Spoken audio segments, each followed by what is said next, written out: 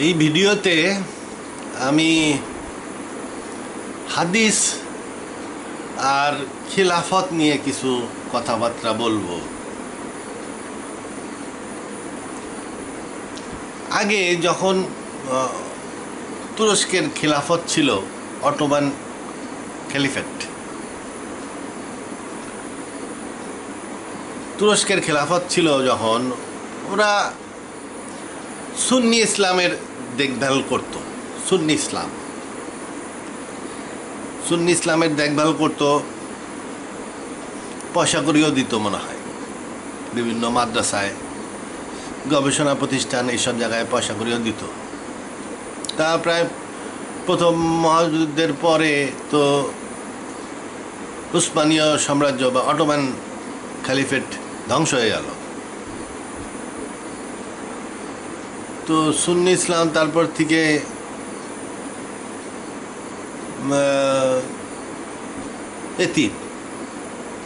এতিম হয়ে গেল আর কি। এতিম হয়ে গেল সুন্নি ইসলাম। তো এর মধ্যে আবার অটোমান খেলাফত ধ্বংস হইলেও এই সৌদিতে আবার একটু ক্ষমতা হইল ওয়াহাবিদের। সৌদি বাদশাহ ওয়াহাবি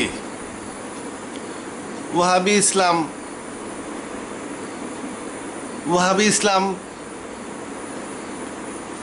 ওরা নিজেদেরকে সালাফি বলে। সালাফি, এই ওয়াহাবি ইসলাম ভারতীয় ফর্ম, ভারতীয় রূপ হইতেছে আহলে হাদিস। একই, সালাফি আর আহলে হাদিস একই। তো তো আহলে হাদিসের এখন অভিভাবক আছে, ওয়াহাবিরা সৌদি আরব। সুন্নিদের মধ্যেও অনেকে চালাক চতুর আছে, সৌদি থেকে তারাও পয়সা করি পায়। খেলাফত গেছে কি হয়েছে, সৌদি থেকে পয়সা করি পায়। গভর্নমেন্ট না দিলেও যায় কালেকশন করে নিয়ে আসে। তো মাদ্রাসা এতিম খাটা চালাইতে তো পয়সা লাগেই। বাংলাদেশের মানুষও দেয়, পৃথিবীর সব দেশের মানুষই মাদ্রাসায় দান করতে পারে, এটা একটা সওয়াবের কাজ। তো যাই হোক, তবে আহলে হাদিস হলো একেবারে আসল পোলা, বাকিটা হলো সৎ পোলা। আচ্ছা যাই হোক, আহলে হাদিস এই সালাফি মানে হলো মানে বলতে পারেন সালাফি মানে অনুসরণকারী মনে হয়। এটা মনে হয় যে সালাফি বলতে বোঝায় সাহাবিদেরকে মনে হয় বোঝায়। সাহাবিদেরা যেভাবে চলছে ওইভাবে চলবে আর কি। তার মানে তারা হাদিস ফলো করতো খুব। হাদিস সালাফিরা, ওয়াহাবি ইসলাম মানে হাদিস, শক্তভাবে হাদিস ফলো করতো, আবার কোরআনও ফলো করতো। কোরআন হাদিস দুইটাই শক্তভাবে ফলো করতো। কোরআন হাদিস শক্তভাবে ফলো করতো। বাংলাদেশের আহলে হাদিসও তাই করে। বুখারীতে যা লেখা আছে ওইটাই ধর্ম। তো এখন সাম্প্রতিক অবস্থা সৌদি আরব তো পাল্টাই যাচ্ছে। এখন তেরা কিয়া হোগা রে কালিয়া, এখন কি হবে? যারা নাকি আগে হাদিস নিয়ে এত চিল্লাইছে, হাদিস অস্বীকারী কাফের, মানে এটা ঢালাও এটা বলে দিল আর কি, হাদিস অস্বীকারী কাফের, শিয়া কাফের।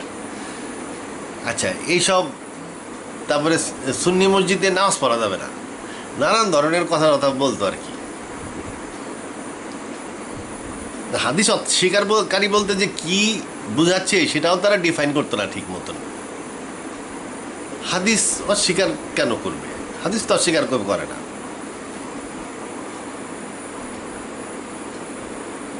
বিষয়টা হলো হাদিস পড়তে হবে, ব্যাপক পড়তে হবে। শুধু হাদিস না, রসুলের জীবনীও পড়তে হবে, ইসলামের ইতিহাসও পড়তে হবে। এই হাদিস, রসুলের জীবনী, ইসলামের ইতিহাস, এই তিনটার উপরে যার ভালো জ্ঞান আছে সে কোরআনটা ভালো বুঝতে পারবে। হাদিস আপনার হিকমত বাড়ায় দেয়, কোরআন ব্যাখ্যা করার হিকমত বাড়ায় দিবে। আপনি যে একটা মিটিংয়ে বা একটা ওয়াজে যে কথা বলবেন, হাদিসের রেফারেন্স দিয়ে দিয়ে কথা বলবেন, তাতে আপনার ওয়াজের পাওয়ার বেড়ে যাবে।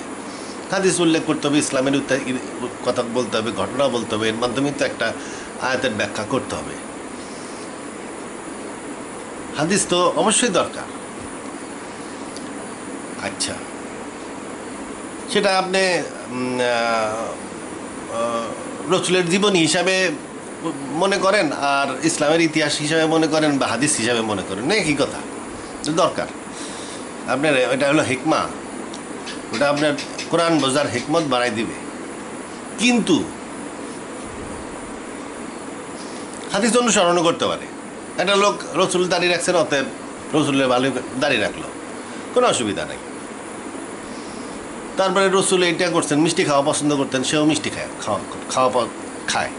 খাওয়ার পরে একটু মিষ্টি খাইতে হবে, রসুলের হাত সুন্নাহ পালন করতেছে, কোনো অসুবিধা নেই। এটা ব্যক্তি জীবনে আপনি যাই ইচ্ছা যাই করেন হাদিস দিয়ে।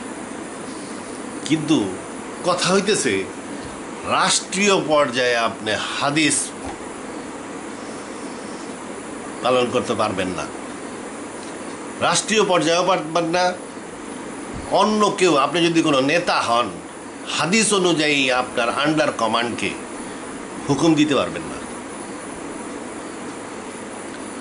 আপনি যদি রাষ্ট্রনেতা হন, তাইলে শুধুমাত্র ইমপ্লিমেন্ট করতে পারবেন কোরআনের আয়াত। এবং যদি কোনো নেতা হন, মসজিদের ইমামের নেতাই হন আর যেই হন, শুধুমাত্র অর্ডার দিতে পারবেন কোরআনের, এইটা করো। আর যদি একজন মসজিদের ইমাম, সে যদি বলতে চায় হাদিসের কথা, তাইলে বলতে পারে যে হাদিস এই দাড়ি রাখলে অনেক ভালো, তোমার চরিত্র ভালো থাকবে, তোমার আজে বাজে মেয়েরা তাকাবে না, তুমি ভালো থাকবা, হাদিস দাড়ি রাখো, এসব বুঝাইতে পারে, রিকোয়েস্ট করতে পারে, বলতে পারে এটা নফল ইবাদত, বলতে পারে এতে সওয়াব হইতে হবে, কিন্তু হুকুম দিতে পারবে না। দাড়ি রাখার হুকুম দিতে পারবে না, সরকারও পারবে না, ওই মসজিদের ইমাম সাহেবও পারবে না, হুকুম দিতে পারবে না। এটা কোরআনে নাই, হুকুমত চলবে শুধু কোরআনের। এটাই আমি সমর্থন করি। এবং সম্প্রতি সৌদি আরব এইখানে এসে দাঁড়াইছে। আলটিমেটলি মানুষ আসতেই হবে জায়গা মতন, উপায় নাই, দুনিয়া কঠিন হয়ে গেছে। এই দেখেন, আমি আপনারা দেখাচ্ছি, এই যে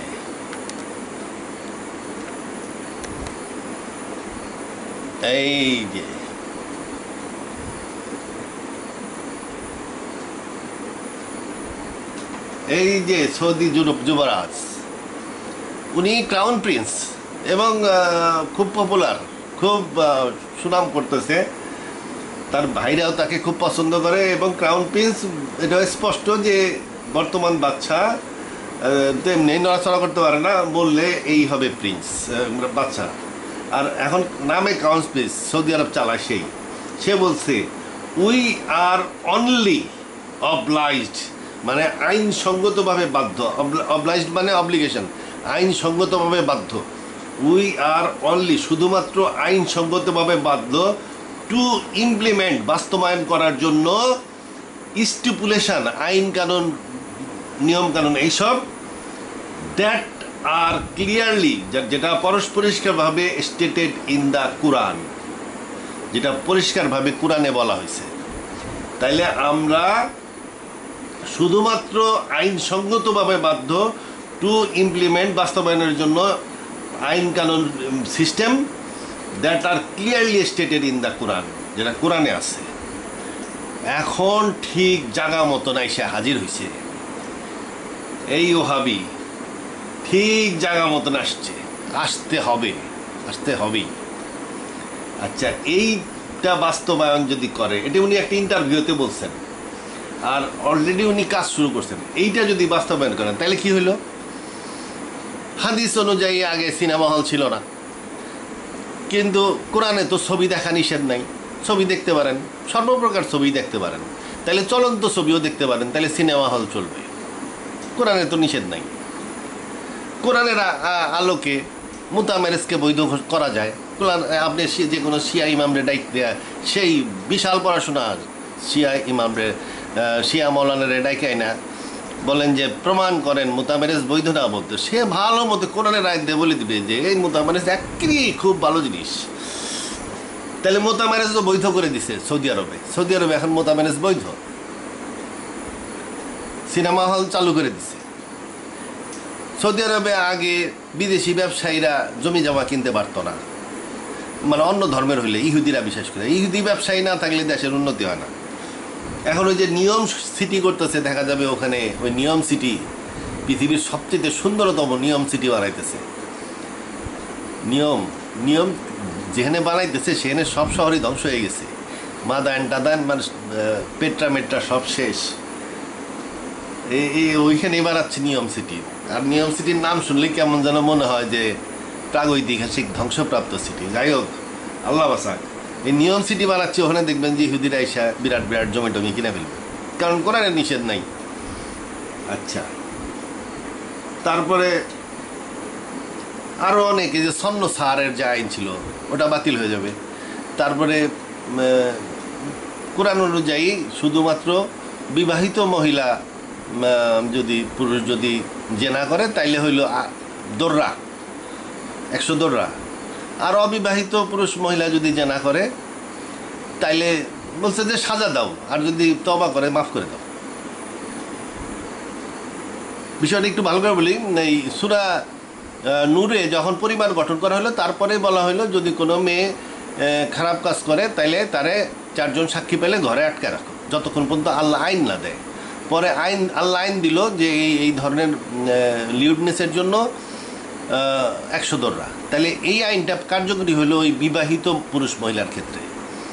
আর অবিবাহিতর ক্ষেত্রে ওই সূরা নিসাতেই বলে দিছিল তোমাদের মধ্যে 2 জন পুরুষ, এক পুরুষ এক মহিলা, বা 2 পুরুষ বা 2 মহিলা লেসবিয়ান, 2 পুরুষ গে, 1 পুরুষ 1 মহিলা, এরা যদি খারাপ কাজ করে, এই মানে কারণ কলেজে যায় পার্কে যায় উল্টা পাল্টা কাম করছে, এইসব খারাপ কাজ করলে সাজা দাও। মানে এটা বাপ মাও দিতে পারে, মসজিদের ইমাম সাহেবও দিতে পারে, সমাজ নেতারা দিতে পারে।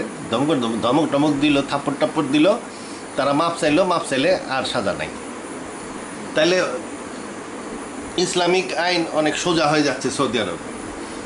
তারপরে মদ নিষেধ করা হয়েছে, হারাম করা হয় নাই। মদের ব্যবসা বাণিজ্যও নিষেধ করা হয় নাই, মদের দোকানও খোলা যাবে, নাচ গান ক্যাবারে ডান্স করা যাবে। ওরা তো হালাল নাইট ক্লাব করে দিছে। কারণ হালাল নাইট ক্লাব যদি ঘোষণা করে, একটা লোক যদি আইসা ওর মধ্যে হালাল নাইট ক্লাবের মধ্যে দেখা গেল মদও বেচতেছে, সব কিছুই আছে, ওটা তো ভেঙে দিতে পারবে না। ইসলাম কোরআন বলে নাই যে ওগুলো ভেঙে দাও, মদ খাইতে নিষেধ করছে, হারাম করে নাই।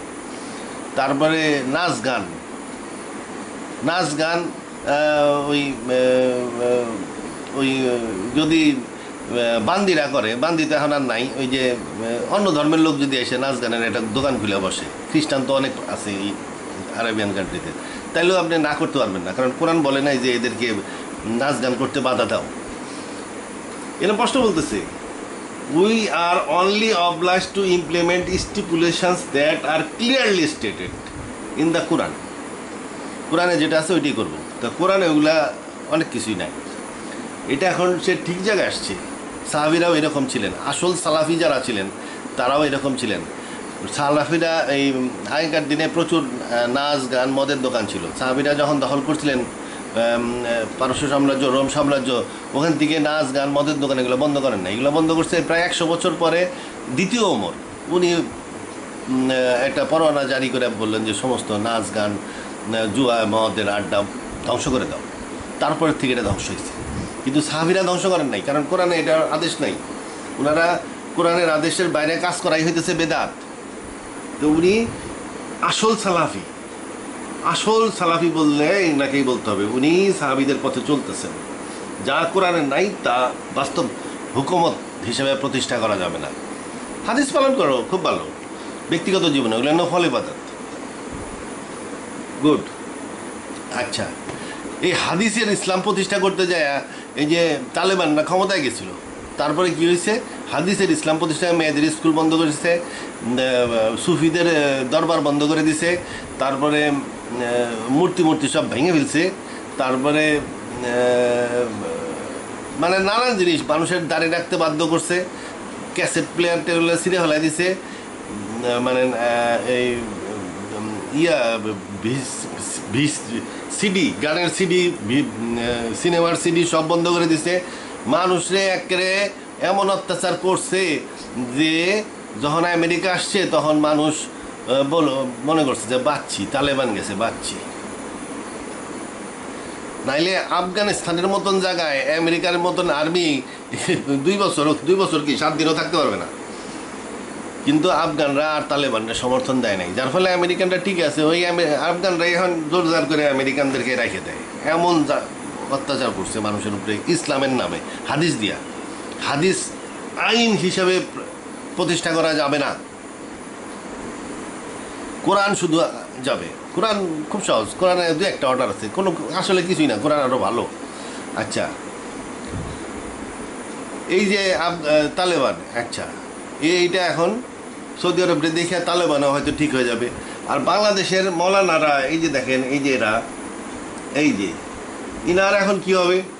উনি তো সৌদি আরবের বড় বড় মৌলানাদের সাথে ওনার কানেকশান আছে, ওনার তো সেটাও সৌদি আরবের ফাইন্যান্সে মনে হয় প্রকাশিত হয়েছে। তো উনি হাদিস অস্বীকারী স্টেট বলে দিছেন কাফের, হাদিস অস্বীকারকারী কাফের। তা ইনি অবশ্য হাদিস অস্বীকার করেন নাই, উনি কিন্তু প্র্যাকটিক্যাল লাইফে, পার্সোনাল লাইফে হাদিস আছে। রাষ্ট্রীয় পর্যায়ে শুধু ইমপ্লিমেন্টেশন হবে কোরআন, রাষ্ট্রীয় পর্যায়ে হুকুমত শুধু কোরআনের হবে, হাদিসের হবে না, এটাই উনি বলতেছেন। কিন্তু ব্যক্তিগত জীবনে হাদিস পালন করতেছেন, অতএব অস্বীকারী বলা যাবে না ওনাকে। আর হাদিস ছাড়া তো কোরআনই বুঝবেন না। হাদিস হলো হেকমত, কোরআন বোঝার, জ্ঞানের হেকমত বাড়ায়, জ্ঞান বৃদ্ধি করে। তাহলে ইনাদের এখন কনসেপ্ট কিছুটা চেঞ্জ করতে হবে। তারপরে দেখা গেল ওনার বই এডিট করতে হইতে পারে এখন, আগের তফসির এডিট করে এখন নতুন তফসির লিখতে হইতে পারে। আমি শিওর এই আরবিয়ানরা খুব নেতা মাইনে চলে, এই নেতা অনুযায়ী ওদের মৌলানারা দেখবেন যে অন্য কথা বলা শুরু করছে। ওই বিম্বাস টাইপের, বিম্বাসদের সাগরেদরা দেখবেন যে এখন অন্যরকম মারতেছে আর কি। তখন বাধ্য হয়ে এই ওনার বই এখন, ওনার তফসির এখন আমার মনে হয় এডিট করতে হবে। আচ্ছা, এরপরে দেখেন এই যে ওনারা হাদিস ছাড়া বলে, হাদিস মানতেই হবে, বাধ্যতামূলক, সরকারি পর্যায়ে আর ব্যক্তিগত পর্যায়ে মানতেই হবে। তারপরে তাহলে টাকা পয়সা, মাদ্রাসা টাকা পয়সা বন্ধ হয়ে যাবে। তো সৌদি আরব থেকে টাকা পায়, আর ইনি তো সৌদি আরবেই থাকে। উনি এখন কী হবে? উনি আবার শিয়াদেরকেও খারাপ বলেন। এখন ইনি তো শিয়াদেরকে খারাপ বললো। এখন বিষয়টা হলো কি, আচ্ছা হাদিস নিয়ে কথা বলি এখন, শিয়াবাদ। তারপরে এই যে ইনি সালাফি, মানে সালাফি না, ওই একই আর কি, ওই আহলে হাদিস, সৌদি আরবের থেকে মনে হয় ওনার ফাইন্যান্সের ব্যাপার স্যাপার আছে। তারপরে ইনিও ওই হাদিস অস্বীকারী কাফের বলে দেবে একদম স্ট্রেট। ওনার তো আবার মুখটা একটু খোলা বেশি, যার দ্বারা ধুম করে কাফের বলে দেয়, হাদিস অস্বীকারী কাফের, বাস এক কথায় শেষ। একটু জালালি মেজাজ আছে, আব্বাসি তো জালালি মেজাজ। আচ্ছা, ইনি হাদিস অস্বীকারী কাফের। আচ্ছা, এই যে এনাদের অবস্থা এখন দেখা যাবে সব সংশোধন দিতে হবে, নাইলে সৌদি আরবের পয়সা আর আসবে না, পয়সা করেই বন্ধ হয়ে যাবে, সৌদি আরবের পয়সা আর আসবে না। তাহলে এটা এখন এইটুকু আসছে। কয়দিন পরে দেখবেন যে শিয়া, আমাদের দেশে শিয়া নাই, এই জন্য আমরা বুঝি না। আরবিয়ানদের মধ্যে 3 ভাগের 1 ভাগ শিয়া। আরবিয়ানদের মধ্যে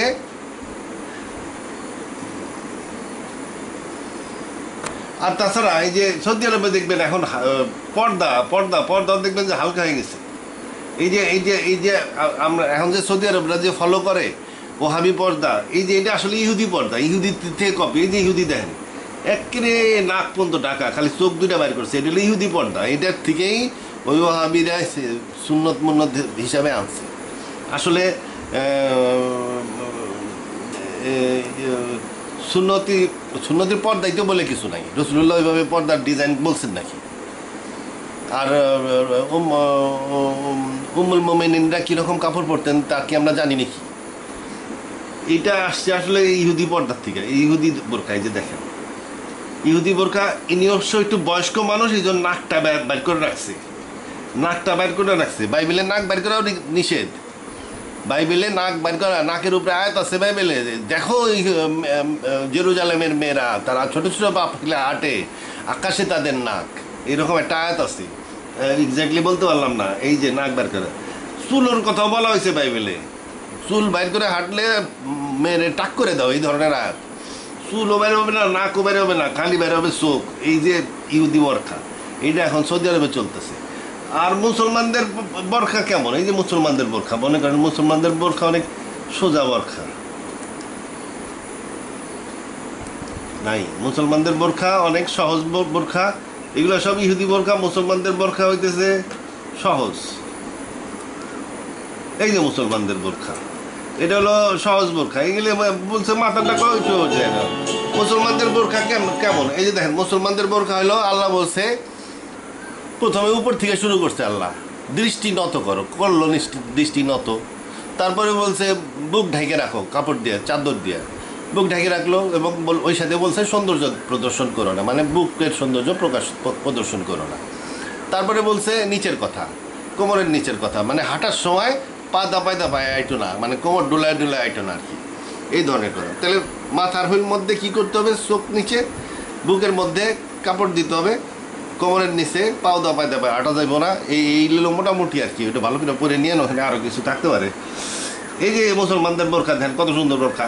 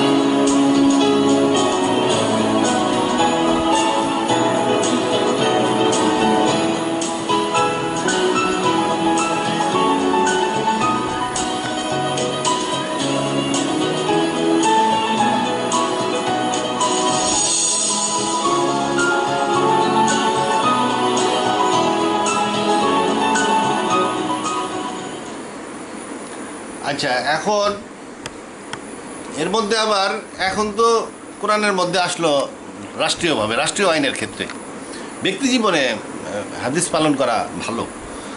যত বেশি ধার্মিক হবেন তত বেশি হাদিস পালন করবেন, এটা নিয়ম।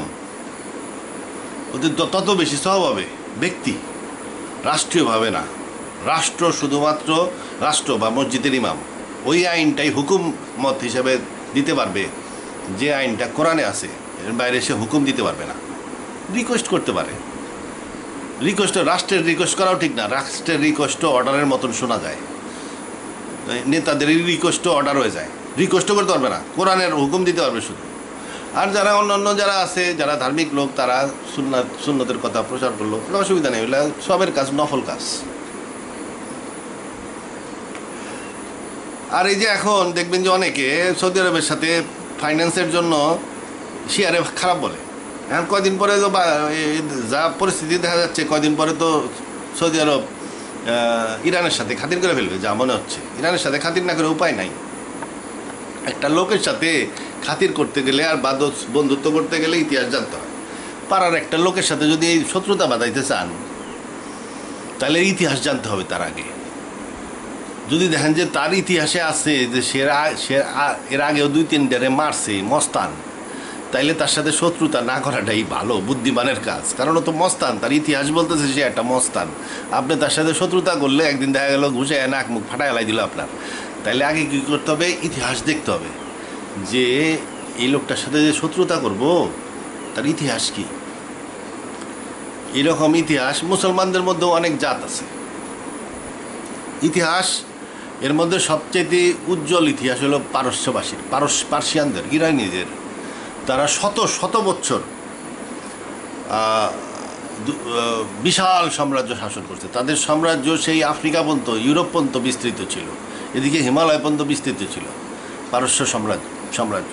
শুধু তাই না, যখন ওই রোমানরা আগায় আসছিল তখন তারাই রোমানদেরকে ধাক্কায় রাখছে, অনেক দিন পর্যন্ত ধাক্কায় রাখছে। রোম সাম্রাজ্য পারস্য সাম্রাজ্য পাশাপাশি সমানে সমানে চলছে। তাহলে এই পারস্যরা যে আদিকালে যে থেকে উন্নত তা না। আপনি যে ধরুন ইসলাম যখন আসছে, ইসলাম আসার পরে 100 বছর পর, 100 বছর পরেই আইসে গেল ইয়েরা, কি বলেন নাম, আব্বাসাইটরা রুলাররা ছিল হইল আরাবিয়ান, কিন্তু অ্যাডমিনিস্ট্রেটর যত আছে, মন্ত্রী মিনিস্টার যত কিছু, মানে খিলাফত যারা চালাইতো তারা সব ছিল পারস্যবাসী, পার্সিয়ানরা হলো বুদ্ধিমান জাত। এখন যুগ এসে গেছে বুদ্ধি ছাড়া চলবে না। পার্সিয়ান জাত বুদ্ধিমান জাত। অতএব এই যে ইরান মাত্র 40 বছরে মিসাইল রকেট বানায় ছেড়ে বেড়া অবস্থা। এখন পৃথিবীর উন্নত 5টা দেশে, এই ফ্রান্স ইংল্যান্ড যেরকম উন্নত, ইরান তার সাথে বেশি উন্নত। ইরানের টেকনোলজি এবং সায়েন্স অ্যান্ড টেকনোলজির দিকে। তাইলে এত বুদ্ধিমান জাতেরা তো, এবং এরা অর্গানাইজড, উল্টাপাল্টা কাজ করবে না। তো লিডারশিপ তো তার কাছ থেকে মুসলমানদের যে জাতগুলো আছে তার মধ্যে এখন যদি আফ্রিকান একটা নিয়ে আসেন, আফ্রিকান হলো খেলাধুলা, গান, এইসব মাথার মধ্যে বেশি জটিল চিন্তা এর মধ্যে নাই। তাইলে পাকিস্তানি একটা আনলে ওর কোনো ঠিক নাই, আজকে একটা কালকে আর একটা কিছু করবে, হঠাৎ করে দেখা গেল যে আমেরিকার গুণগান শুরু করে দিচ্ছে আর কি। খোরা এটা নিয়ে আমেরিকার পিছে ঘোরা শুরু করলো যে আমার একটা ভিক্ষা দাও। ভিক্ষা পাইলে দেখা গেল যে তার নীতি অন্য হয়ে গেছে, চেঞ্জ হয়ে গেছে। পাকিস্তানের কোনো ঠিক নাই। পাঠানরা না, কিন্তু বেলুচরা নয়, পাঞ্জাবিরা। কিন্তু পাকিস্তান বলতে তো পাঞ্জাবি বোঝায়, পাকিস্তান বলতে পাঞ্জাবি বোঝায়। পাঠানার কয়টা আছে, বেলুচিও বেশি নাই। তো বুদ্ধিমান এবং অর্গানাইজ জাত হচ্ছে পারস্যের লোক, ইরান। আর আছে মুসলমানদের মধ্যে আর একটা জাত আছে টার্কিক পিপল, তুরস্ক। টার্কিক পিপলরা আবার অত অর্গানাইজ না হলেও ওদের একটা জিনিস আছে, স্ট্যাটিস্টিক্স অনুযায়ী পৃথিবীর মধ্যে সবচেয়ে ইন্টেলিজেন্ট জাত হচ্ছে রাশিয়ান টার্কিক পিপল। সবচেয়ে ইন্টেলিজেন্ট, অঙ্কে মাথা এদের সবচেয়ে ভালো, অঙ্কে মাথা। এবং আইকিউ লেভেল সবচেয়ে হাই হলো মঙ্গলয়েডস মানে নাক বোঝা চাইনিজ টাইপ যারা আর কি। মঙ্গলয়েডসদের আইকিউ লেভেল সবচেয়ে হাই ইন জেনারেল আর কি, অ্যাভারেজ আইকিউ লেভেল। তো এই মঙ্গোলিয়ানদের মধ্যে আবার কিছু কিছু জাত আছে ওদের একটু বেশি হাই, যেমন জাপানি এবং এই যে রাশিয়ান যে মুসলিম টেরিটরি আছে টার্কিক, এদের সাথে অঙ্কে কেউ পারে না। এরা দেখবেন কম্পিউটার, বড় বড় যদি কম্পিউটারের ইয়েতে যান, যে সিলিকন ভ্যালি টেলি দেখবেন এদের মধ্যে অনেকে কাজ করে। ম্যাথামেটিক্সে এদের খুব মাথা ভালো, যার ফলে এরা যে বাইরাক্তার TB2 ড্রোন এত ভালো হয়েছে কেন? কারণ এরা যখন কাজ শুরু করছে এদের ডাটা মাটা, এদের প্রোগ্রামিং এত উচ্চ ভালো যে এরা ভালো রাডার এবং ভালো প্লেন সমস্ত কিছু এখন তো সব কম্পিউটারে চলে, কম্পিউটারাইজ জিনিসপত্র সব। ম্যাথামেটিক্সে ভালো, অঙ্ক ভালো বোঝে, এগুলা খুব ভালো বানায়। ইন্টেলিজেন্ট জাত হলো পার্সিরা এখন উপরে, ফার্সি মানে ইরানিরা উপরে, এখানে উপরে উঠে আসছে আর কি। কারণ হলো এখানে একটা হাদিস আছে, রাসূলুল্লাহ বলছেন যে 1400 সাল হিজরির পরে কি হবে আমি জানি না। এরকম একটা হাদিস আছে যে 1400 হিজরির পরে কি হবে আমি জানি না। এই হাদিসটা একটু বিকৃত হয়েছে, কারণ 1400 হিজরির পরে তো ইমাম মেহেদি আসবে, ঈসা আলাইহিস সালাম আসবে, ওগুলো তো রাসূলুল্লাহ বলছে। অনেক ফিতনার কথা বলছে, তারপরে অনেক ফিতনার হাদিস আছে, ওগুলো রাসূলুল্লাহ বলে থেকে গেছেন। ওগুলো সব 1400 হিজরির পরে হবে। দাব্বাতুল আরদ 1400 হিজরির পরে আসতেছে, ইমাম মেহেদী 1400 হিজরির পরে আসতেছে, ঈসা নবী 1400 হিজরির পরে আসতেছে, ফিতনাগুলো 1400 হিজরির পরে আসতেছে। তাইলে ওগুলা হাদিসে তো আছেই। তাহলে হাদিসটা বিকৃত হয়েছে যে 1400 হিজরির পরে কি হবে এটা আমি জানি না, এই কথাটা ঠিক না। সম্ভবত রাসূলুল্লাহ বলছিলেন 1400 হিজরিতে কি হবে এটা আমি জানি না, 1400 হিজরিতে কি হবে এটা আমি জানি না। এই কথাটার মানে কি? মানে উনি এটা গোপন করছেন, বলেন নাই। 1400 হিজরিতে কি হবে এটা উনি ইচ্ছা করে গোপন করছেন, বলেন নাই, বলতে আমি জানি না এটা, মানে বলবেন না উনি, ওইভাবে বলছিলেন। সম্ভবত 1400 হিজরিতে গোপন করছেন। সম্ভবত জিবরাইল বা তাকে বলছিল যে এটা গোপন, এটা বলেন না।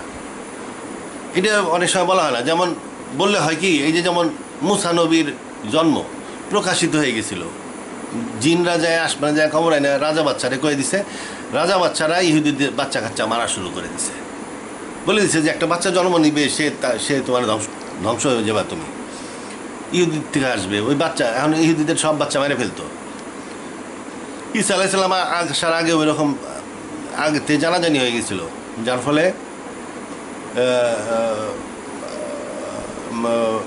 ফলে অনেক বাচ্চা মেরে ফেলছে সম্রাট।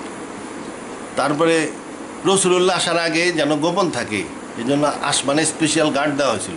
জিনরা এসে পরে রাসূলুল্লাহ যখন বড় হয়েছেন তখন জিনরা এসে বলছে যে এখন যাই, গেলেই দেখা যায় যে একটা উল্কা মেরে দেয়, বিশাল ব্যাপার হচ্ছে, আমরা বুঝতেছি না কী হইব। মানে খবর আনতে পারে নাই, রাসূলের জন্মের খবর আনতে পারে নাই। আসমানে স্পেশাল গার্ড দেওয়া হয়েছিল, উল্কা মারা হয়তো, এটা কোরআনের আয়াত থেকে বললাম। রাসূলের জন্ম সেই রকম 1400 হিজরির ব্যাপারটাও রাসূলুল্লাহ গোপন করছেন ইচ্ছা করে। ওইটা সম্ভবত হাদিসটা হবে 1400 হিজরিতে কী হবে আমি জানি না, মানে উনি বলছেন যে আমি জানি না, মানে আমি বলবো না। 1400 হিজরিতে কী হয়েছে? 1400 হিজরি মানে হলো 1979। এই সময় কী হয়েছে? এই সময় ইমাম খোমেনি ফ্রান্স থেকে ইরান আসছে, ইরানে ইসলামী বিপ্লব হয়েছে এবং ইসলাম ওই পয়েন্ট থেকে 1400 হিজরি থেকে আবার জাগা শুরু হয়েছে। ইরানের ইসলামী বিপ্লব হওয়া এবং ইরানে ইসলামী আইন কায়েম হওয়া, এইটা মানে ইসলামের উন্নতি হওয়া ওখান থেকে শুরু হইল। ইসলাম তো ধ্বংস হয়ে যাচ্ছিল আস্তে আস্তে, প্রথম বিশ্বযুদ্ধ, সেকেন্ড বিশ্বযুদ্ধের পরে আস্তে আস্তে ইসলাম ডাউন হয়ে যাচ্ছিল। যখন 1979 আবার খোমেনির মাধ্যমে, ইমাম খোমেনির মাধ্যমে যখন ইসলাম আবার জাগরিত হওয়া শুরু হইল, জাগরিত হচ্ছেই, একদিন দুই দিনে তো আর জাগরিত হওয়া যায় না, অনেক বিশাল ব্যাপার স্যাপার আছে এর মধ্যে। তো ওখান থেকে ইসলাম জাগরিত হওয়া শুরু হয়েছে ইরানের আন্দোলনের মাধ্যমে। এটা আমাদের বুঝতে হবে যে আল্লাহ সবসময় ইরানকে প্রোটেকশন দিয়ে রাখছে। আমেরিকা ওই যে জিম্মি উদ্ধার করতে আইছিল, সমস্ত প্লেন মরু ঝড়ে ধ্বংস হয়ে গেছে। ইরানের বিরুদ্ধে ষড়যন্ত্র করলে দেখা গেল যে তাদের একটা বিপদ হয়ে যায়। আল্লাহ ইরানের প্রোটেকশন দিয়ে রাখছে এবং ইরান আস্তে আস্তে উঠতেছে। এটা ইসলামকে আল্লাহ ওইখান থেকে উঠাচ্ছে। এখন যারা নাকি বলে যে শিয়ারা কাফের, তারা আর কি মুসলমানদের মধ্যে বিভেদ সৃষ্টি করতে চায়। যারা দেখবেন যে যেসব মৌলানারা বলবে শিয়ারা কাফের, এরা মুসলমানদের মধ্যে বিভেদ সৃষ্টি করতে চায়, ওই সব মৌলানাদের বয়কট করাই উচিত। ইসলামী খিলাফতের পারফেক্ট রূপ দিছে ইমাম খোমেনি। ইসলামী খিলাফত, খলিফা কিন্তু দেশ চালায় না, খলিফা দেশ চালায় না।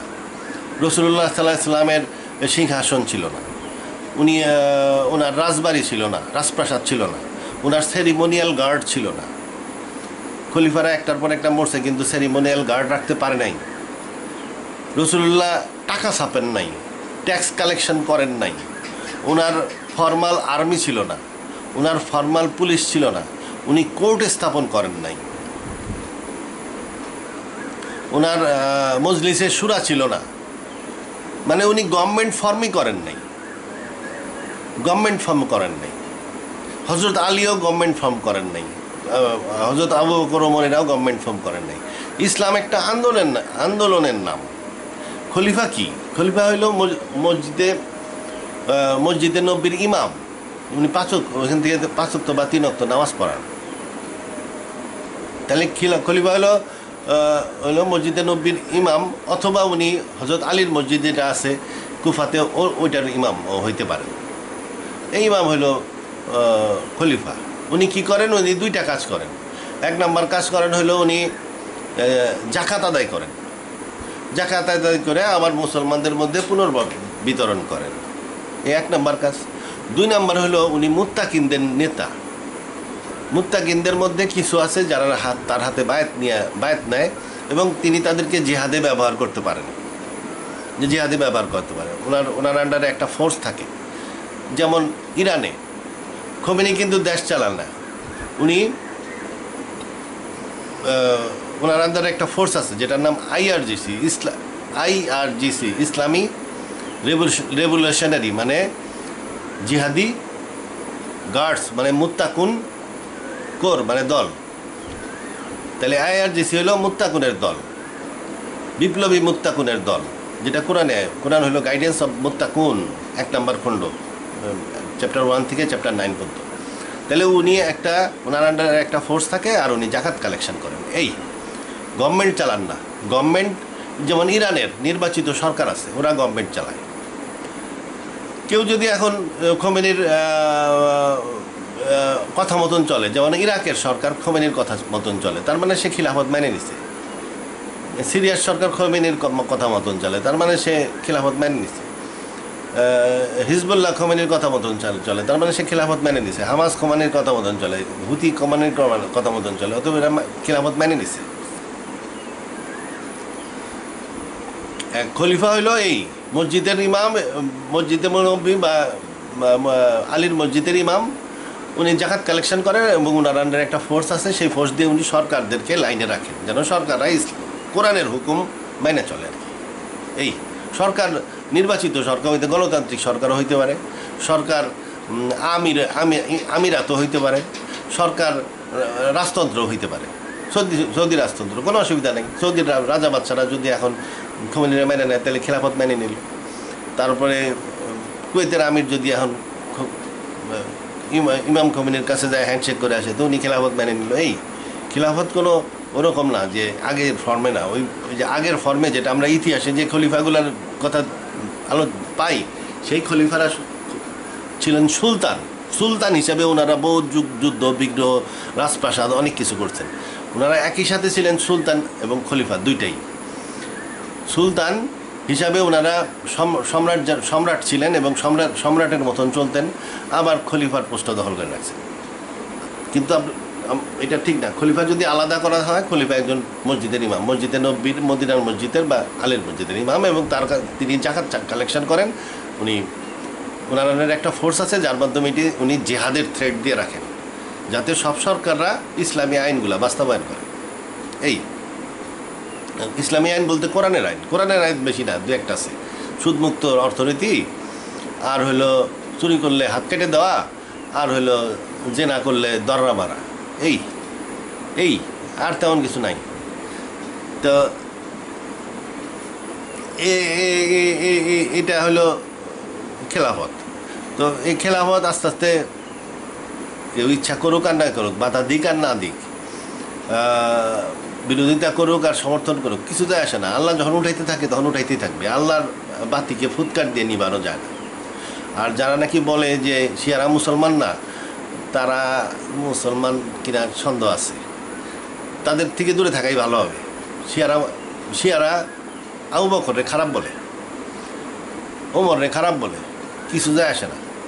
আবু বকর খারাপ না ভালো, ওমর খারাপ না ভালো, এ দিয়ে ইসলামের কোনো ব্যাপার না। এটার সাথে ইসলাম হইল কোরআন এবং রসুলের সুন্নত। আবু বকরের একজন ঐতিহাসিক ব্যক্তি, ওনার সমালোচনা তো যে কেউ করতেই পারে। আবু বকর, ওমর হলো ঐতিহাসিক ব্যক্তি, ওনার সমালোচনাও কেউ করতে পারে।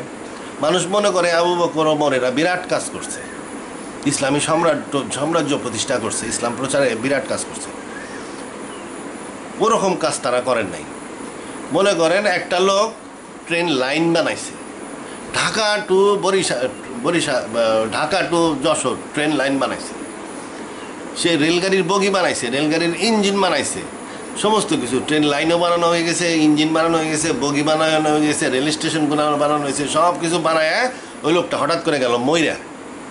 তারপরে ওনার সাথে একটা লোক যায় রেলগাড়ির ইঞ্জিনে বসে রেলগাড়িটা চালাইয়া যশোরে নিয়ে গেল। তাহলে ওই যে রেলের ড্রাইভার যা, ইসলাম প্রতিষ্ঠা সমস্ত কিছু, রেলগাড়ি বানাইছেও মোহাম্মদ, রেলগাড়ির লাইনও বানাইছে মোহাম্মদ সাল্লাল্লাহু আলাইহি ওয়াসাল্লাম, সমস্ত স্টেশন সবই মোহাম্মদ সাল্লাল্লাহু আলাইহি ওয়াসাল্লাম করছেন আল্লাহর ইচ্ছায়, আল্লাহ তার মাধ্যমে করছেন। হযরত ওমর আবু বকর ওই ট্রেনের ড্রাইভার ছাড়া আর কিছু না, ওই ড্রাইভার যে কোনো হইলে ওনার নামই জানতেন। হযরত ওমর না যদি হযরত শরীফ হইতো তাহলে আপনি শরীফের নামই এখন কইতেন যে শরীফ এটা করছে, ওইটা করছে, ওইটা করছে।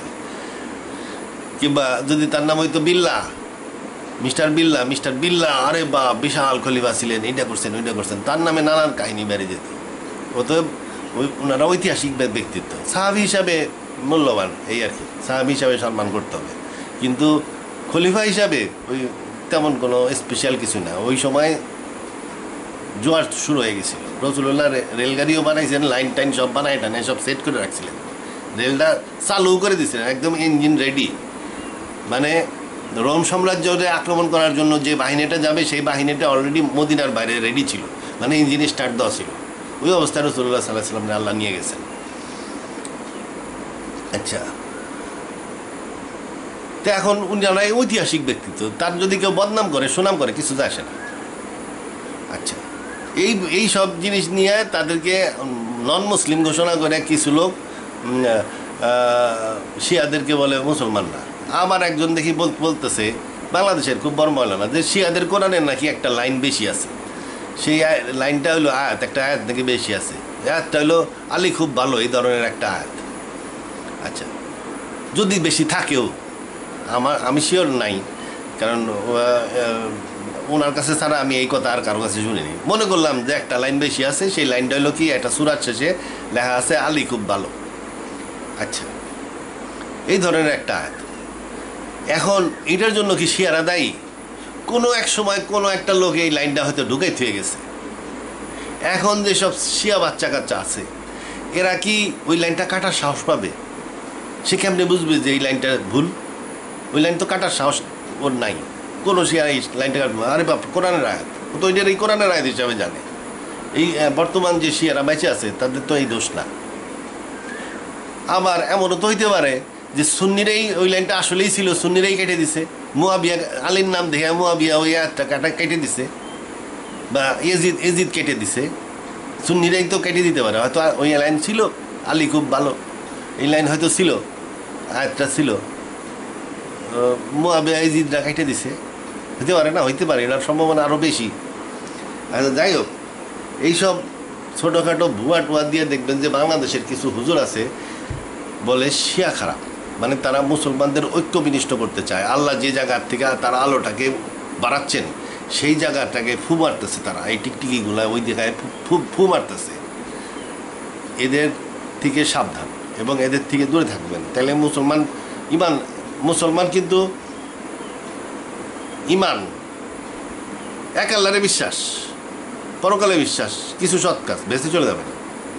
কিন্তু ইসলামী মুসলমান যদি হন, ইসলামী, আচ্ছা ওইটা তো ব্যস্ত গেল, ওটাদের হিসাব আলাদা, মুসলমান, ওটা তো মুমিন, এক আল্লাহরে বিশ্বাস, পরকালে বিশ্বাস এবং কিছু সৎ কাজ, এটা হলো মুমিন, ব্যস্ত চলে যাবে সে যাই হোক না কেন। মনে করেন মুসলমান, নিজেকে মুসলমান দাবি করে, উম্মতে মোহাম্মদী দাবি করে, এই যে লোকটা উম্মতে মোহাম্মদী দাবি করতেছে, এর বিশাল বেনিফিট আছে, অনেক উঁচা বেসতে যাবে, সহজেই চলে যাবে দলের সাথে। রাসূলুল্লাহ যখন সাফায়াত করে সাহাবীদেরকে নিয়ে যাবেন, তার পিছিয়ে দেখা গেলো বর করে চলে গেছে লাইন দিয়া। এখন অনেক সুবিধা আছে মুসলমান হতে। এই মুসলমানদের মধ্যে উম্মতে মোহাম্মদী যদি ধর্মবিরোধী চক্রান্ত থাকে, মুনাফিক হয়ে যাওয়ার সম্ভাবনা আছে। মুনাফিক হলে কিন্তু আবার দোজক, কোনো কিছুতে কাজ হবে না। মুনাফিকদের জন্য আল্লাহ দোজক ধ্বংস ডিক্লেয়ার করে দিয়েছে, জাহান্নামের সবচেয়ে গভীরতম জায়গায় তারা থাকবে। আপনি ইসলামের মধ্যে বিভেদ সৃষ্টিকারী কথাবার্তা এবং যেখান থেকে আল্লাহ তার আলোকে বাড়াচ্ছেন সেই জায়গার সম্বন্ধে যদি আপনি বিরোধিতা করেন, তাহলে আপনি মুনাফিক হিসাবে পরিগণিত হতে পারেন। আমি বলতেছি না যে আপনার এখন যায় ইরানে যায় এই বায়াত নিতে হবে, কিংবা আপনি যায় ওই ওদের সাথে যোগাযোগ করে, না। আমরা বাঙালি, আমাদের পয়েন্ট বাংলাদেশি, কিন্তু মনে মনে আমাদের জানতে হবে যে হ্যাঁ ইসলাম কোথার থেকে উঠতেছে, মনে মনে সমর্থন রাখতে হবে, ওইটি যথেষ্ট। এবং যারা বিরোধিতা করে তারা মুনাফিক হয়ে যাওয়ার সম্ভাবনা আছে। আচ্ছা, যাই হোক, আল্লাহ মাফ করুক, আমার কথাবার্তায় ভুল হইতে পারে। কোরআন আছে, কোরআন দেখে যেটা ঠিক সেটা মতন চলতে হবে। তা আল্লাহ হাফেজ।